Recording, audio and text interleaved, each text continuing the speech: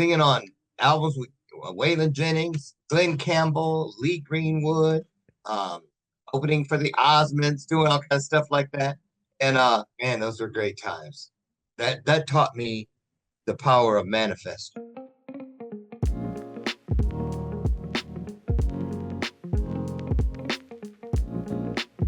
Thank you for joining the Free Time Mastermind podcast. Our guest is entrepreneur and media personality Dr. Loren Michaels Harris. His Goalcast video, A Mother's Day Miracle, has inspired millions. Here's how it opens. On July 4th, 1962, I found myself in the lost and found of mankind. His survival of the foster care system and the success he's achieved since is nothing short of a miracle. We are honored to have him as a guest. Whatever is holding you back on your journey, prepare to take a step forward after watching Dr. Loren Michaels Harris. Dr. Loren, thank you so much for joining us. Before we were doing a little pre-show prep, and we were just talking about our respective voices and how we sound, which it helps having a podcast if you've got a nice listenable voice. And you had found kind of a strange way into the audio business through a discovery. Can you recount that for us? Back in the day, a session singer and background vocalist and that kind of stuff. First in Arizona. It started in Arizona. It's all about the journey and about how, things are mapped out and laid out. And it's just when you look at all the twists and turns that you've gone through to get you to that divine moment in time, it helps you to appreciate it way past that divine moment in time. So I love this story. I really do. I ended up in the Air Force because I came out of foster care. I went right into Up With People because I couldn't go to college. I wanted to. I was accepted into a few really good ones. I did okay. A kid coming out of foster care, graduated with honors, but I was still a ward of the state because I was 17, right? So nobody would fill out the FAFSA. You know what I mean? The financial aid papers. There was nobody. You needed a parent or guardian. Well, that was the state. And so anyway, not luckily, retraction, as fate would have it, Up With People came to my high school, the last stop on their tour that year. We graduated 3 days after they were in my high school. And they said, you can come tonight to the show. They did an assembly. You can come to the show tonight and there'll be auditions right afterwards. And it's just an interview audition. I was like, oh. So I went, sat in the back of the auditorium, and I went and I auditioned. And lo and behold, and only the really rich white kids had ever gotten picked up. So they were like the young Americans interlocking. You know what I'm saying? Right. That's just how it was. 1980, 79, 80, that's how it was. This year, it was me. But I only had 3 weeks to get $5,000. 1980, you know how much? $5,000 was a car. That was a car. That was a nice car. A couple nice Novas. And Chevy Nova. Or a really tricked out Pinto. Pinto. So anyway, I staged a rockathon with a bunch of my friends. I was a high school cheerleader and I was all up in there, and we rocked for a weekend and we made that money. So anyway, they make you go through everything, dancing, singing, dancing. I didn't have a shot in hell. But singing, they were like, oh, so they made me a soloist. I had a couple solos in the show, a couple big solos. What Color Is God's Skin was one of them, and Moonwalker was the other one. And that was a big showstopper. So anyway, suddenly I was cast in front of first show, I never forget, where I sang a solo Up With People was in Mexico City in a bull arena. And it was like 3,000 people, and they started throwing roses. I was like, wow. I was hooked. That was it. So I did my year. I came back. My only option was to go into the Air Force, and I did. And then it was like 2 weeks after I got there, I saw a poster that base level talent show. Win here, you go to command level. Win at command level, you go to worldwide. Win at worldwide, you get to travel in a thing called Tops and Blue. So I entered, I won, went to the next level, won, went to worldwide and won. So anyway, I did it 2 years in a row, and I used the same song. But so then, after I come back, I'm tired of talent shows. I want to be a real singer. So I got in the phone book and called this studio in it's called Pantheon Studios in Paradise Valley, Arizona. I was at Williams Air Force Base, and I called and I said, "Hey, I think I want to be a singer, and how do I get to be on people's records and stuff?" And the woman Beth Gunn, who I just reconnected with after all these years, like 40 years, um, maybe 4 months ago, finally found her, my first manager. So she's the manager of the studio. She said, "Well, you think you can sing, huh?" I said, "Yeah, I just came from the airport, And she said, "Well, come in here. I got a piano player, and here's what I want you to be ready to sing. Come in here and sing Somewhere Over the Rainbow." And I came in, I sang Over the Rainbow. I had never heard myself recorded. And then they said, "Well, let's see if you can stack some vocals." I was like, "What's that?" Right? And then they're like, "Oh, you're natural. Your vibratos line up. Da, da, da." Next thing you know, I'm on singing on albums with Waylon Jennings, Glenn Campbell, Lee Greenwood, um, opening for the Osmonds, doing all kinds of stuff like that. And man, those were great times. That taught me the power of manifesting, seriously, because I had never planned it. I really didn't plan it.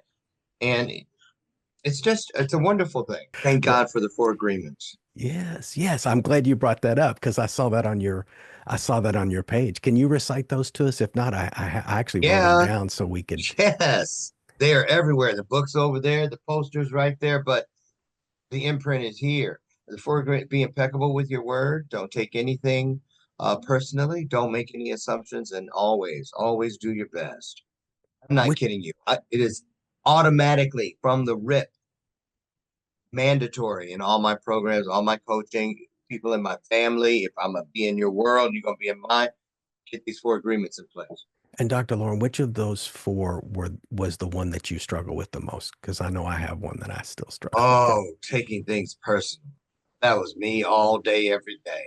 That same one. That was the worst one for me. I would say don't make assumptions was probably my next worst. What those two go together. If you've made assumptions, it's probably because you're taking something personally. And if you took something personally, probably because you were making assumptions. And the outer two, I call that the meat and cheese in the middle, and then the two slices of bread, they do the same thing. If you're impeccable with your word, Yes, then you're yes. going to do your best. And if you've done your best, it's usually That's right. because you were impeccable with your word. How And many I times? love when you stick them in every corner of everything you build in your journey. Everything you build in your journey, put one of those in every corner because principles cannot be broken, but you can certainly find yourself broken against them. Trust me. Any of us know that one. Absolutely. It's amazing as far as taking things personally how a perceived slight that may or may not have been a slight, you can roll around in your mind for weeks, whereas the other person probably forgot it a few milliseconds after it Right. happened. What? It's like those memes, the boyfriend or girlfriend, and they're like, I Yes. wonder what they're thinking about tonight, and they're thinking about something that has nothing to do with the relationship. Robert, let me tell you how that can get out of hand. Seriously. I'm sure you found it in your stuff, in my podcast video and stuff. I had 22 homes, right? Those Yes, two major families, the biological and the adopted, same thing happened in both families. When the matriarch passed away in both of those families, all there's five siblings in each family, and I'm the anchor baby in both families. I watched it. Same thing happened decades apart when these things happen. Same thing happened, torn asunder. And the thing is, I have siblings in my adoptive family that are in their 80s now. Our mom died in 1976. There are siblings who have not spoken to each other since that day. They don't even remember why they were mad. And they're now, getting dementia and, you know, I mean, they're in their mid 80s. Come on now. half a century of bitterness. So the people that I know that are mired in bitterness and have decades old thorns about somebody, they aren't very active go getter 20 different projects going on, doing a lot of charity work. These are the people that go, if they're working, they go do their 8 hours, they clock in, clock out, go home, sit in front of the box, whether it be the TV, the phone, or whatever. I just don't know too many people that hold on to a lot of bitterness who are also incidentally very successful in business. So if you've got a lot of forward motion, you can't carry around all that bitterness and be successful. Think of it like a backpack you're walking around with an extra 100 pounds of trash, and you're not going to move through life very well. So I think those people that carry that bitterness, that pain and negativity extends in other aspects of their life. Do you see that pattern unfolding as well? Yes, very much so. And bitterness, you were spot on. And I gotta say, for me personally, what I've experienced myself, because I had, it took stuff to get here, but it was boundaries that made the difference for me. Understanding boundaries, what they really represent, because I had to learn how to respect boundaries of others in order to learn the importance of setting them for myself. You see what I'm saying? And when I was reckless, I was around people who were reckless. None of us had any boundaries. And then when I wanted to change, it's like people who have suffered from addiction and whatnot. And then they forget about, because I include myself because I was there. We forget about all the chances we broke and chances that and lies we told and how long we took to dismantle the bridges of trust. But then the minute I got a 90-day dip or whatever it is, and expect all that to be back in place. That's when I learned. I was like, when you breach trust, that's like peeling the entire skin off of a relationship. Whether you have a business or want to start one, you need ideas. Pick up our book, Scintilla, the ultimate guide to generating business ideas, products, and services. Available on Amazon in Kindle, paperback, hardcover, and now as an audiobook. After buying the book, go to www.freetimemastermind.com, click Other, and type Book Bonus Material to get access to the book's vault of extra information, as well as access to a private Facebook group for book owners. Find the link to the book in the description. I didn't want to hit you with this question so early in the discussion, but you've delivered it at the perfect. You've handed me a gift. A lot of times I do research for the interviews. I have a list of questions. What was different for you, Dr. Loren, is when I was looking at your social media and looking at your background and reading the stories and the organizations that you're associated with, one thing just kept nagging at me, and I was like, this is going to be the main question that's on my mind. Here's what really strikes me about everything that you're doing in your entire history, from growing up in the foster care system to where you are now. How can you have gone through what you went through? Because I have friends that went through the foster system. Most of them won't talk about it. They're very private about it. They're private people. You're very charismatic, and you're very outgoing, and you're very loving. So my question to you is, how can you suffer and go through all that and yet have this wonderful, open, loving way about you? Because that's, even though I had never met you, I could see through your videos and everything that, your heart is wide open. How can you do that? How can you still be open after experiencing what you did as a child? That's the part that really I wanted to know. Oh, thank you for that question. I love answering this one because there's life beyond our scars. See, nothing is ever for just one reason. I don't believe in mistakes. I know that it's never a mistake. That was just whatever it is that I believe is greater than me, what they had to do to keep my shit interesting. They knew that I needed and required it, and my soul was thirsty for an adventure. That's what they knew. And, I tell people, can I grab something real quick? Sure, of course. I'm going to show you. It's right here. And I keep it here because of this moment. This was what I thought was at the time was like the biggest thing ever. I was speaking. We were in Las Vegas for the Star Trek convention, right? And I was doing something with those people. And this picture right here was because when it came out, they had shown a clip, a little piece of the Goldcast video that talked about the 22 mothers and trauma and all that. And I could hear, "Oh, we're so sorry. It shouldn't have." And I was like, "Wait. I can't see everybody, but I can hear you, and I most definitely. But trust me, let's not get it. It was horrible. I wouldn't wish it on my worst enemy. Don't cry for me, Argentina. How hard could it have been? How bad could it have truly have been when it was responsible for leading me to this divine revolution? All those things that you feel were so terrible. They created the versions of myself that got me here. It could be no other way.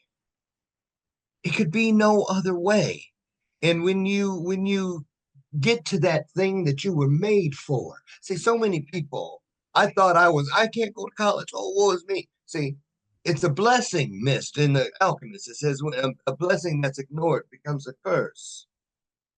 But see, and that's what I had thought for so many years. And how interesting that the very first time, 52 years old, I stand on a stage to tell my story of motherhood. First time I ever told that story because I'd always been ashamed of it. And lo and behold, it becomes the Goldcast video, which has millions of views. And I'll say this: when I at that stage, everything I get to do today, I'm not gonna lie. I tell you that Brillo pad that scrubs, the tub of imposter syndrome and things. I'm not kidding you, Robert. When the regalia came for this to go to this thing in a box, and I was home alone that weekend, and it was in my dining room. Kitchen's on this side, the family was on the other, dining was right in the middle. I literally was going out the front door, going all the way around the house, coming in through the slider on the deck. So I would not walk past that box. It just felt like a corpse was in there. How can this be happening? I'm a 12th grade education. When I wanted to go to school, they didn't let me. How can this be? And I remember, all the things that I was taught about how it's supposed to feel and all this and all that. But I'm gonna tell you something. I tell kids today, I love it. Listen. I said, listen to me. Moment trauma touched you for the very first time. I know you were little. You were an innocent. You didn't do anything. You didn't ask for it. The moment trauma touches us as young people, it is at any age. That's the very moment that what you believe is greater than you literally has marked you for greatness. And then some people say, well, what about all those subsequent times? That's when it nudges you, reminds you. Yeah, you were created for greatness. So that's why I love this work and reminding people. One thing I love about living beyond our scars, when I step on a stage and I say, how many people in here, how many of us here, at least one scar. Now, out of all of us here that raised our hands, when you pictured that scar when I said that, how many of you knew the story that goes with it? Every word. Even if it was before you were able to articulate and walk and stuff. You heard it so many times, how you got that scar when you were a baby. So the first thing we have in common is this is one thing that brought all of us together. We have one thing in common. Whether it's 3,000 people or 30, every hand always goes up. Everybody's got a scar. Now imagine if one out of every 4 scars healed, or every wound, and one out of every 4 wounds healed. How far will we make it on our journeys? We'd be in extra sepsis, just pustule walking around, right? But scars heal. They're immediate proof of healing. And those stories mark your journey. I have this finger, 13 stitches. That was 6 weeks before my adopted mother died. Every time I look at that scar now, it reminds me of how short the time was from being Larry to becoming what was known as Loren. I was Larry Dixon until she died. And then all of a sudden they stepped in and said, that's not your real name. They didn't really adopt you. I'm like, what? Adopted? Who's adopted? I didn't know any of this. Oh, wow. None of it. I knew I looked like them, but I always wondered, why are there no pictures of me around? Baby pictures, none. I still don't have them. All the pictures of me as a little kid, I get snapshots of snapshots of snapshots, like third and fourth generations. If you were to put a baby picture, 30 baby pictures of little African American babies on a like 5 month, 6 month, 1 year old babies on a table, I could be one of them. I wouldn't know. I would not know. Imagine if you didn't know. See what I'm saying? Right. And so there's a lot of things that go with it, but I'll tell you this, the great equalizer, purpose. Purpose is the great equalizer. It is. You will find yourself at an intersection, at a juncture, at a fork in the road one day in your journey where everything will begin to make sense. It'll all start coming together. If there was a person, was there a mentorship somewhere down the road? Because as we know, at any point in our lives, it can branch off and go really, really well, or it can, the bad decision, the bad lover, the bad friend, the bad investment decision, and then you're living outside. And I know people that have done that. Just one or two bad decisions, and they're living outdoors. Was there somewhere along that line, as you trace it back, that you felt like it branched and it just made it strong and set your trajectory in a very positive direction? Yeah, to be honest with you, I know exactly when I was in the room with my birth mom, right before she passed, 10 minutes before she passed, because I was living in a Salvation Army shelter. I was late getting back, and I'd waited all day because I just knew she wasn't going to be there. She was on hospice. There's a big checklist on her refrigerator of all the signs, you know. Hey, whatever, she's going to jump up and have a bunch of energy. Don't get all excited. It's a part of it. Anyway, she told me when I went in there, I only had a few minutes. She goes, I know why we were separated. Something didn't want you to hear what I'm about to tell you. Fought so hard. Keep me from us. That should always be your proof of why it's so important. She goes, son, God has just shown me what he's going to do with you, where he's taking you. She goes, it's gonna be wonderful, but it's also gonna break your heart. And I guess, where am I going? Right? And she said, it's nothing like that. She goes, you're gonna change lives. You're gonna work with people. God's gonna give you glimpses, brief glimpses inside of the greatness, the potential of the greatness within people. And you're gonna do everything you can to try to explain and show them what you've seen. But what will break your heart when it's time for you to leave, like it's time for me, is they're going to show you how many of them you did your best to tell what you had seen. What will break your heart is when you see how few of them believe. And I live that today. But she also said, it doesn't matter if it's a million or if it's one, because one is more than enough. Because you've been given access to a literal soul. She goes, and I know because I'm on my way there. What created us doesn't believe that any of us is more or less deserving. So if you're given access to one person, you've been given access to one soul, which and I have never forgotten. 3 weeks later, I do today. And so purpose, purpose is the grout that makes you willing and ready, feel in place all the tiles. Because every tile on that floor was a neighborhood, a moment in your journey. Any of them, you thought you'd never want to return to the scene, but nonetheless, when you see them laid out like a mosaic, a floor, and you know that you're leaving something that people will be able to learn from, heal with, and grow through thousands of years, you won't want to. None of it. Wouldn't change any of it. And could I have ever known that it was possible to say, because I remember I used to sit there and go, well, why would I want all this shit? Why, and then sometimes, and I would hear, sometimes, Loren, you have to be placed face to face with what you can never become. So that well, I may be a lot of things, but I bet you I ain't gonna be you, right? So it's just an amazing thing. I swear, I'm gonna tell you something, Robert. The most wonderful part of being here today at 6 be able to tell people all the way up to 50. My song that played in my spirit on loop 24 hours a day was "What Did I Do to Deserve It?" Just like that. Somebody flipped it over and side B was the right side because now it plays "What Can I Do to Deserve This?" So I just want to be encouragement for anybody who feels like, what is this going to lead to? Keep going and you'll find it. What could this be for? Keep going and you'll know. We, of course, in the United States, were very privileged in a lot of ways. Oh, Um, yeah. I didn't really understand that until I got outside the US and saw how some things are in some other places. And I noticed too that you had done some work with the in Romania, Oh, yeah. and How are we? what was interesting about that? What was the name of the organization? I'm sorry. That's the Power We Symposium. That's my Yeah. thing for kids. Yeah.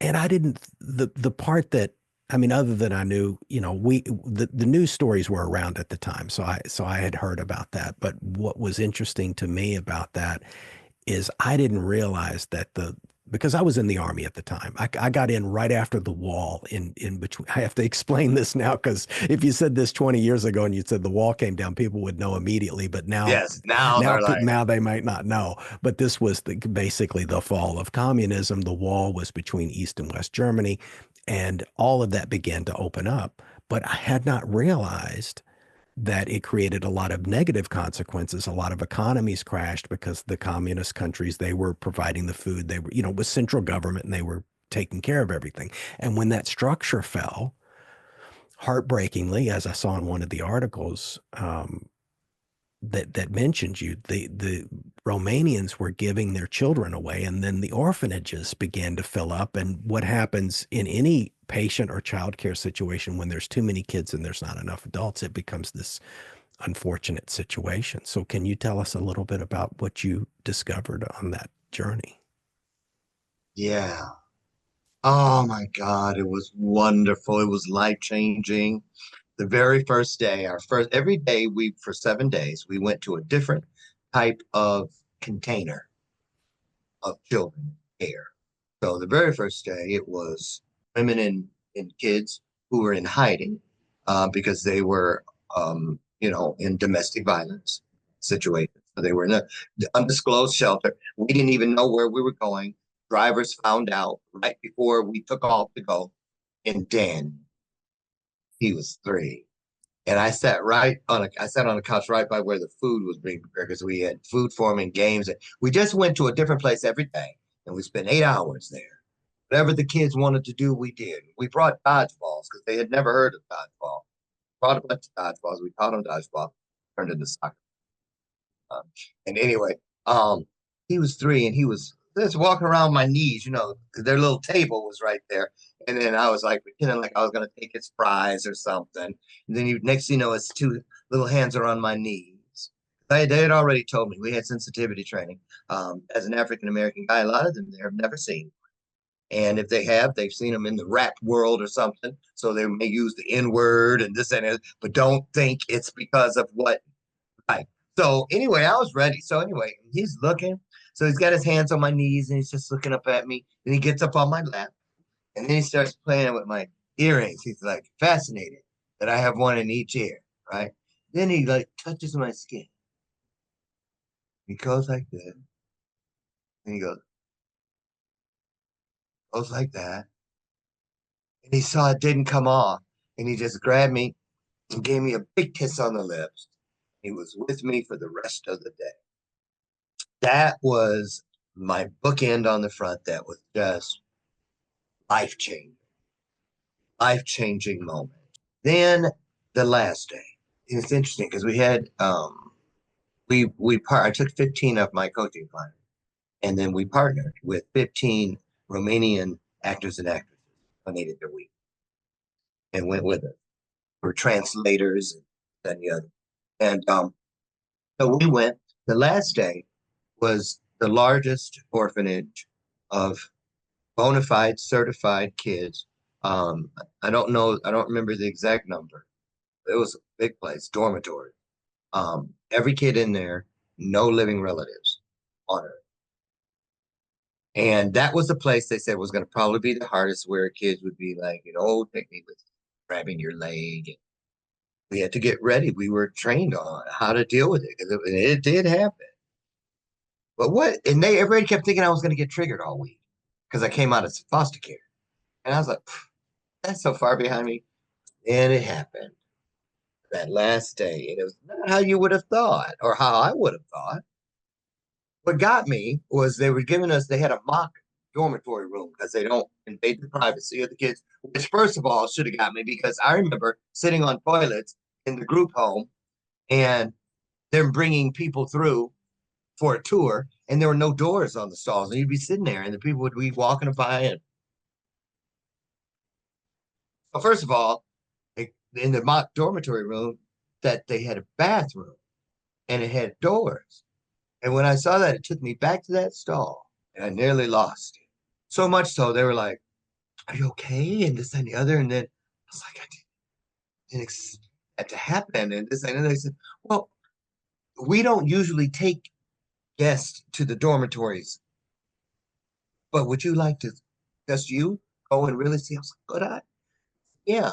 And so they took me to one, and it was great because it had a loft, and that's where the 14-year-old lived, and he had two 10-year-olds down here, right? So down on, and then the first thing they're talking, I hear them, but I don't hear them. I'm looking because it was laundry day, so the beds were stripped.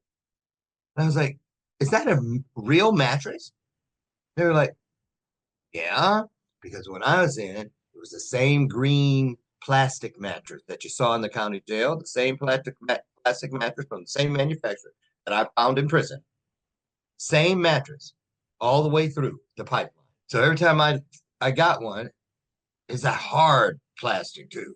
Hard. I mean, you can't keep a pillowcase on. You wake up, your pillow's way across the room because it's let out, right? It's that's the same concrete finish, that thick, glossy, yellowy or eggshell, the gray cement, all Industrial of it, gray. Yeah. industrial gray. Yes, yes, yes.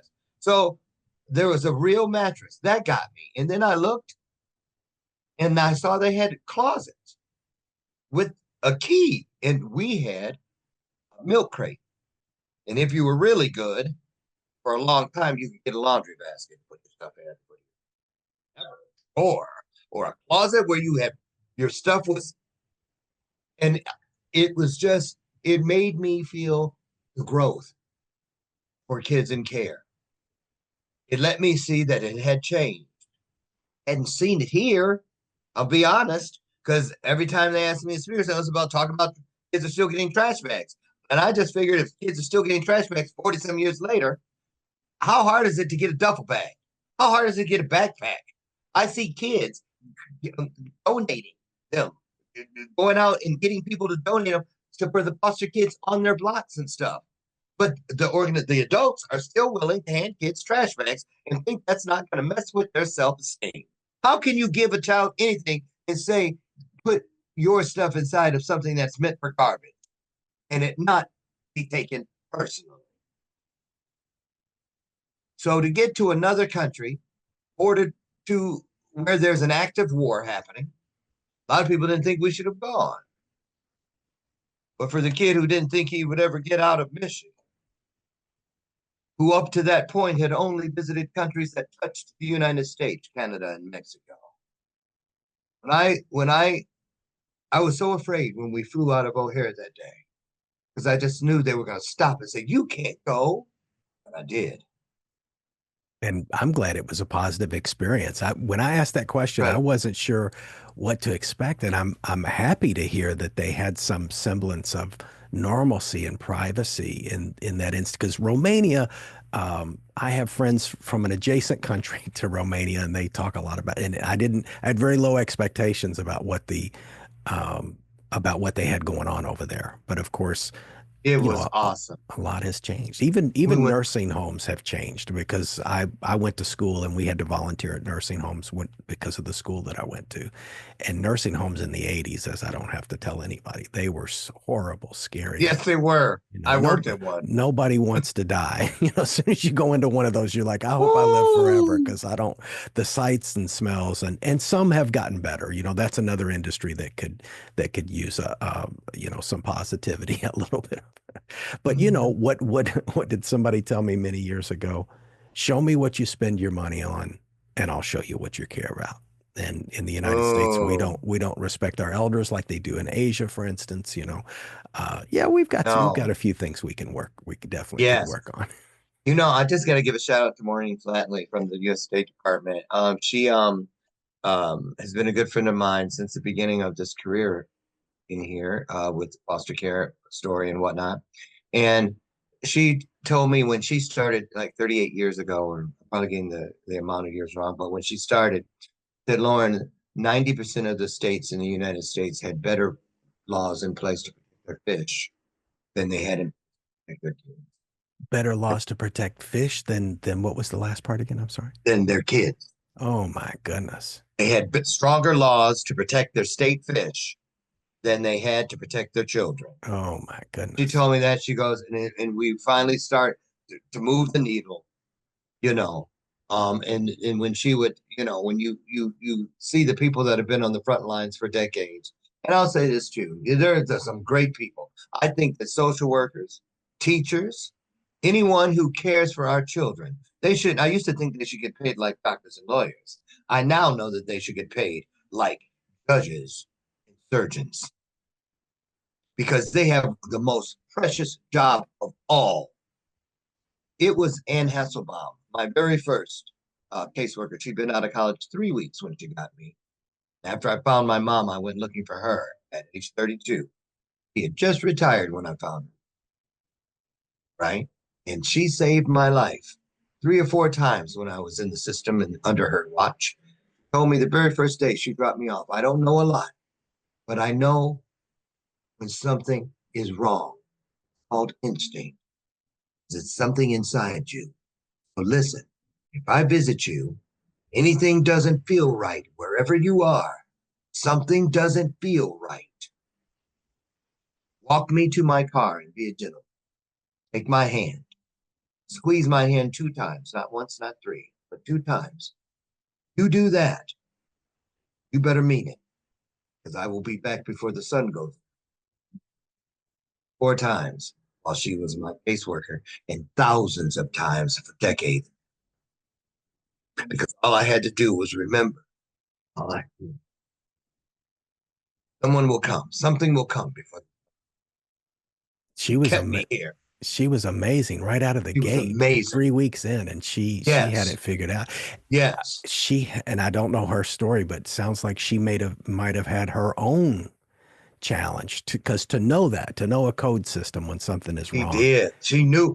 And oftentimes, a lot of people that go into that work is because, and thank God for her. Yes, yes. Thank God for her. She's passed away since. But man, I was, mm, she saved my life literally at least That's 15 amazing. times over seven suicide attempts throughout my life.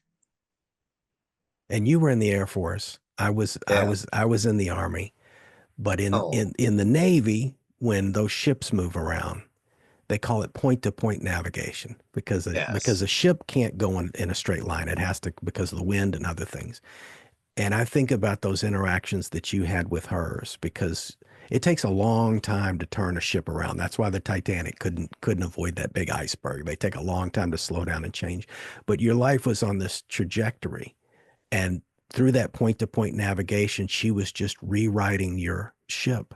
And the fact that you had her in your life to be able to make those minor course corrections kept you from going into that revolving door of the penal system and the foster care system. So that's amazing. And there's so much about your background, Dr. Loren, and I want to get to some of it before we wrap up. But you've got a lot going on. Tell us about E360 TV and Oh, Trajectory TV. I'd love to know yeah. about those. E360. I love E360. That's my family. I've been with the E360 family for 7 years. I was a beta tester. Uh, When bathroom moments, my show was on my phone in the driveway, making people sick. They would request Dramamine because sit down, you're making me dizzy. Pull the phone away. We can count your nostril hairs. All these things. And E360 said, "Hey, I already had a distribution deal with them for the music videos and an album I was cutting at the time, and they did a great job with that. And so they said, "Hey, we heard you. I remember you told us we remember you told us that you had this little show on Facebook. We're going to start a TV network. How would you like to be a beta tester?" So I did, and after a couple years there, I became an associate producer. Then another couple years, I became an executive producer. Then kind of like stock in the company. That's all I'll say. And um, and then we decided after a couple more years, hey, we should have network presidents. And why don't you be the beta tester? So I was the first. And now we have 7 additional network presidents on the network, over 300 shows. And I absolutely love it because I love introducing people I love to people I love. And when I meet people that I'm like the Black Simon Cowell, for real. I can tell when you have it. And I'm like, listen, you need a show. Um, People love watching. I mean, podcasting is great, but look, even the Waltons, when they watch the radio, they're sitting there staring at it, right? Because The they were Waltons, I remember. remember that I was like, why are they staring at? I would ask my mom, why are they staring at that radio? It's It's not like you can see anything. She goes, but they could. They were using their imagination. yeah. And so that's what I love about this. And I just love television. A lot of opportunity. I gift a lot of 90-minute television specials. It's one of the blessings of being in television, to help people bring awareness and attention to things that matter to them. Um, and just every day, 5 days a week, all these years, 8 years, 5 days a week, 50 weeks a year. I scrolled from the top of my YouTube channel to the bottom today, and it took me 26 minutes. Wow. Oh my It took me goodness. 26 minutes to get all the way through. And there's thousands of videos there.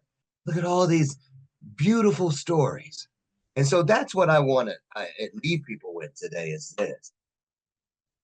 You came here to write, to live, to star in your story. Live it, give it, grow it, show it. It's everybody has that opportunity. And I love it. I mean, I've had people on my show that tell their story, break their silence, never told something for the first time. I tell people all the time, we've interviewed people from the outhouse to the White House. We have Andre Rush, the White House chef, been on my show.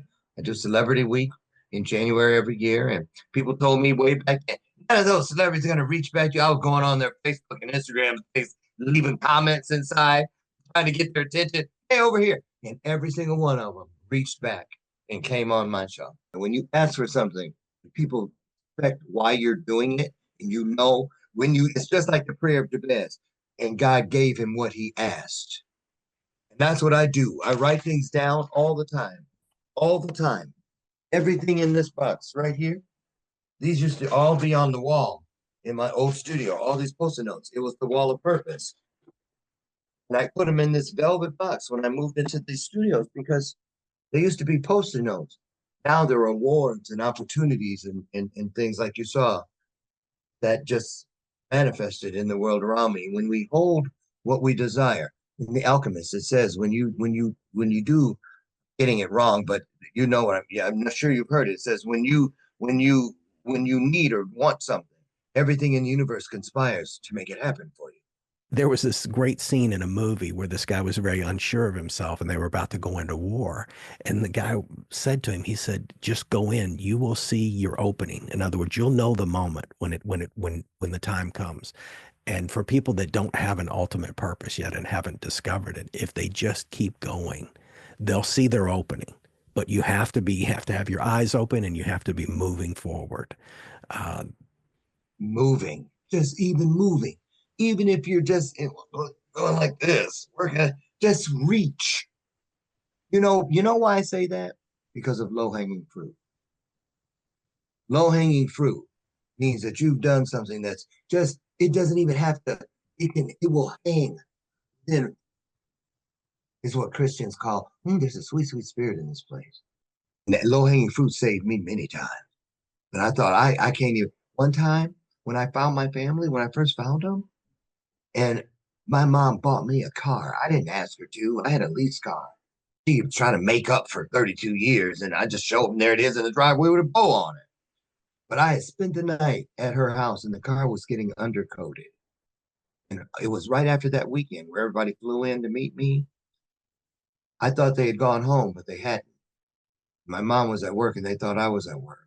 And they met at her house, and I heard them. I was putting on my shoes, thinking, they're here. I was taking a nap when I heard them come in. And when I bent down and put my shoes on, eating great. What are we going to do with this? He should have just stayed dead. What's he here at? What's he after? All the stuff. I literally, the walk-in closet was right there. I rolled in that closet and I stayed there for 3 days. My mom later said, I found out I heard you up there. Something told me he'll come out when he's ready. Job was gone. Is he coming back to work? Car people, is he ever picking this car up? And that's when I had to, I went in and saw a psychiatrist, and within 5 minutes, he was writing me a prescription. I was like, what's that? He goes, a prescription. I said, for what? He said, lithium. And I was like, well, how long will I be on that? He goes, probably for the rest of your life. I heard in my head, somebody said, run. And as far as I know, he's still standing there with that prescription in his hand. Out the door. I paid my little $60. Right. So I'm just saying, I just want people to be encouraged to believe you are not going to ever go through something that isn't meant to make you greater. You're in it because you're great. And when you come out of it, it's because you need to be greater. There is a need to know when it's time to grow. And things happen to wake us up to the need for change. Keep doing it. Keep going. Keep growing. It's not over. One day you're going to look to the left and you're going to see how beautiful this life has really been for you. Dr. Loren, tell these people how they can find you. Do you want them to go to your website? But first, tell us what the big plans are for 2025. Are you going to do another symposium? Tell me what's happening. Yeah. Well, the plan is, yes, to do one in the spring.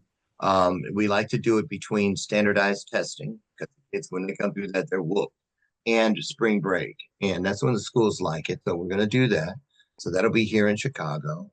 And I'm very excited in January, late January, early February, launching Mindset Revolution, which is a webinar series that I'm doing just to get people, no matter where you're going, if you want a television show, if you want, you want to get that book done, if you want to get on the stages, how to get there. And I'm going to tell you, seriously, it's the roots that you put down, which are relationships. Listen, if this house were to catch on fire, I'm going to grab my husband, I'm going to grab our cats, Ethel and Lucy, and grab this, my Rolodex. I do not trust it to a thumb drive or a hard drive. It is right here. I have to admit, I have not seen one of those in a while. Yes, but I'm familiar with them. There. It is right there.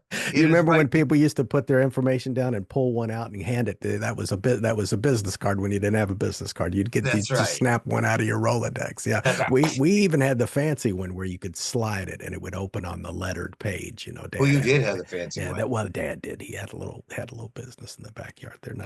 Nothing too big. But what's the main website, Dr. Loren? Where do you want people to go? My name.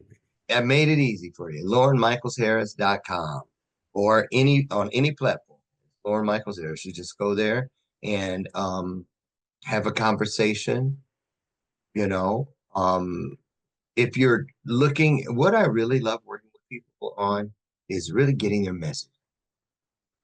Getting in there and pulling that ooey gooey chewy center out.